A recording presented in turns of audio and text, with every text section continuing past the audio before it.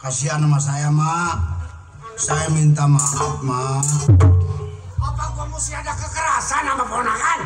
Saya, Mama, cuma menguji Mama. Bukan mau melawan nama Mama. Saya menguji Mama, tenaga Mama apa masih seperti yang dulu. Jadi lo menguji gua? Iya. Lo kira gua Mas Baren? Maafin saya, Mak ya. Udah lu pulang.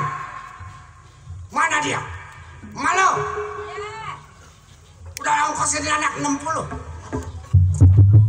60 ya dong. Siap.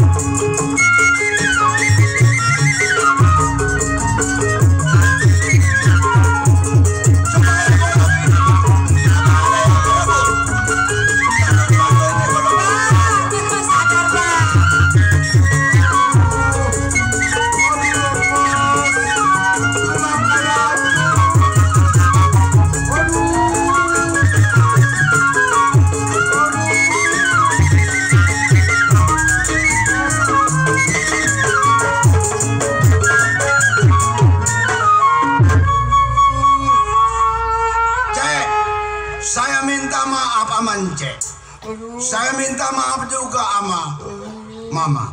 Mama begitu kejam sama saya. Supaya ini pusaka tidak ada lagi yang ambil. Hanya tetap di badan saya terpaksa. Jangan, Bosan.